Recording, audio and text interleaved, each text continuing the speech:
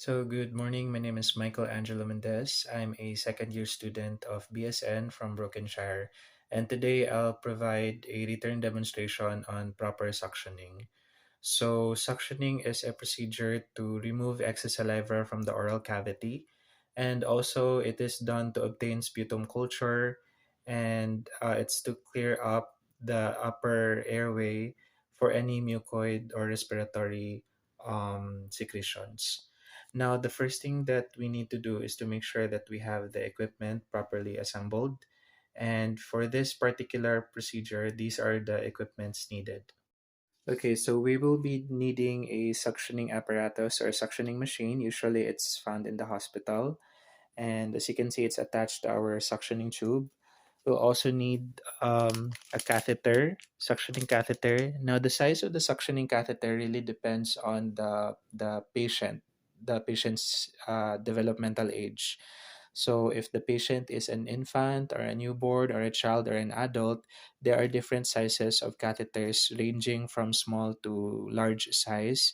And the duration of the catheter suctioning also depends or also varies on the age of the patient. We'll also need a sterile or clean container, a clean towel, and this is our solution, sterile water or normal saline solution. And we will also be needing a pair of surgical gloves, but we have to don it later on for our procedure.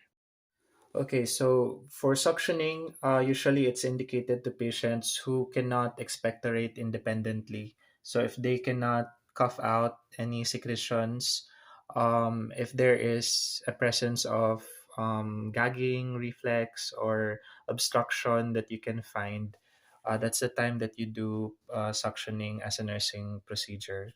We need to assemble all the necessary equipment at bedside to ensure smooth performance of the procedure without interruption. So for our patient right now, we have a baby or an infant patient. So you have to explain to the parents what you're going to do, and it this will alleviate fear from them. And you can also indicate that gagging and coughing are normal reactions to the procedure, even sneezing. So, when you provide an explanation, it relieves the patient of any anxiety. So, we need to wash our hands to prevent the spread of microorganisms and then apply surgical gloves, just like what I have done.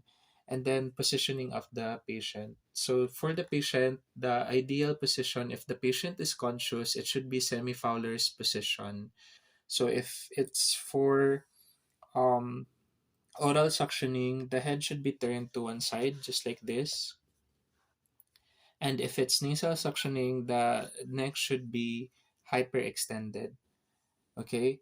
Now, if the patient is unconscious, the best position for them is lateral or side position, just like this one. When the patient is positioned like this, it prevents the tongue from getting in the way of the procedure or being an obstruction from the oral passage. Also, this will promote drainage. If there are any secretions, it will just drain in the mouth from the mouth. And this is an ideal for patients under comatose. So, say for example, our patient is conscious, so semi-Fowler position would be ideal. Okay, so place towel on the patient's under the patient's chin. Okay, just like that one. And we also need to apply the suction machine. So our suction machine, this is the tube attached to it, right? So you need to make sure that the pressure is from 80 to 120 mmHg to ensure that or that's the appropriate pressure to prevent our patient becoming or having pneumothorax. Okay, next is to get your container and then pour sterile solution or sterile water. Okay, so let's assume that we've already provided poured sterile water into our container. So we will now open our catheter. So we will open this one. Hold on. Okay, as you can see, our catheter has a port. Okay, so to maintain sterility, one hand should only be grabbing the suction catheter, while the other one is responsible for holding the suction tube. So as you remove the sterile from the suction catheter, you need to um, approximate the distance. So usually it's 6 to 8 inches. The distance of the catheter to be inserted to the patient's either if it's oral suctioning or nasal suctioning, it's from the tip of the nose to the earlobes. Since our patient is an infant, so usually it's just a short distance. So what we will do is to moisten the tip. Okay, as we remove that, it's better if we coil like that. Okay, so this is the tip of our catheter, and we need to moisten it using our container. Okay, so when it's moistened, the idea is it provides a smooth insertion of the catheter to the patient's nostrils if it's nasal suctioning. But if it's oral suctioning, the same principle applies. So if it's nasopharyngeal suctioning, so we need to insert this one. Let's say, for example, this is the appropriate size of the catheter to our patient. So you need to insert that to the patient's nostrils. Again, for oral suctioning, nasal suctioning, the patient's neck should be hyperextended. So just like that. Naka-extend siya. So to the one near of the patient's nostrils, and then make sure that the other end, the port, is attached to the suction tube of our suctioning machine.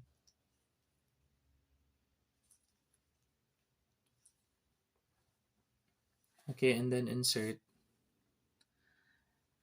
Okay, so once it's inserted, do not force the catheter. If one nostril is not able to be inserted, then redraw and then put it back to use the other nostrils. So during insertion, please do not turn on the suctioning apparatus. There's no suctioning during insertion.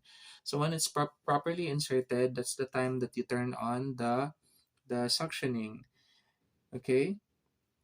And then as you withdraw, the suction should also be turned on. Okay, so for oral suctioning, again, the ideal position is to make sure that the patient is turned to your side, or the head of the patient is turned to your side. So put the catheter into the mouth, and it should be at the side only. Okay, gently insert the catheter and slide the catheter to the oropharynx, and uh, it is expected that the patient may have coughing or gagging or sneezing reflex. So it's ideal to tell the patient to just breathe while you insert the catheter. So say for example, this is already inserted to the oropharynx. Okay, and then turn on again, while inserting, do not turn on the suctioning, but once you properly placed it, then you turn on the suctioning apparatus. So do not apply stimulation of gag reflex is normal, and it is reduced if it's done this way. Okay, you can control it by turning the catheter. So with your thumb and your index finger, you can actually twist the catheter, right? So you can twist it so that you can properly guide the position of your catheter that has been inserted. Okay, so once that's done, you withdraw.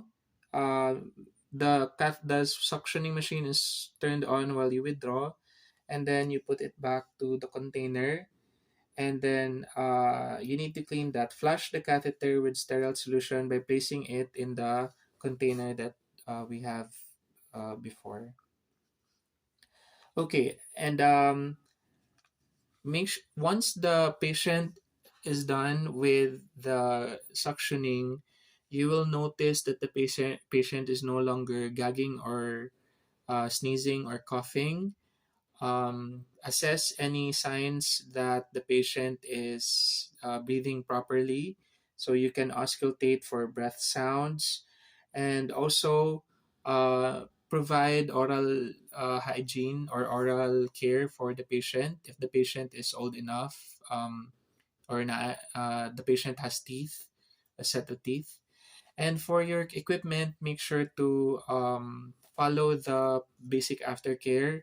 Remove all the necessary equipment,